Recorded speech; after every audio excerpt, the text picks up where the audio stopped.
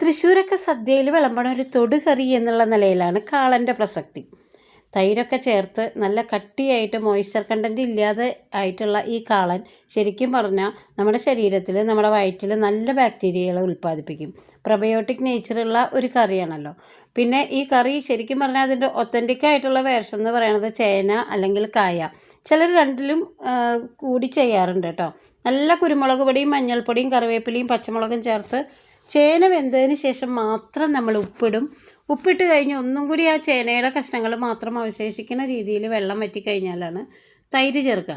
തൈര് സാധാരണ പുളിശ്ശേരിയിൽ നിന്ന് വ്യത്യസ്തമായിട്ട് തൈര് നന്നായിട്ട് ഈ കഷ്ണങ്ങളിൽ പിടിക്കണ രീതിയിൽ കുറുകി കഴിയുമ്പോഴാണ് നമ്മൾ സാധാരണ മോരുകറിയുടെ അരപ്പ് തേങ്ങ, ജീരകം, പച്ചമുളക്, കറിവേപ്പില ഒക്കെ ചേർത്തിട്ട് ഒരു നുള്ള് ഉലുവാപ്പൊടി ചേർത്ത് വറുത്തിട്ട് കഴിഞ്ഞാൽ നമ്മളുടെ ഈ കുറുക്കുകാളൻ തൃശ്ശൂർ വേർഷൻ റെഡിയാണ് കേട്ടോ. ശരിക്കും പറഞ്ഞാൽ ഇതിൽ മോയ്സ്ചർ കണ്ടൻറ്റ് കുറവായതുകൊണ്ട് തന്നെ ഷെൽഫ് ലൈഫ് ഇതിന് കൂടുതലാണ്.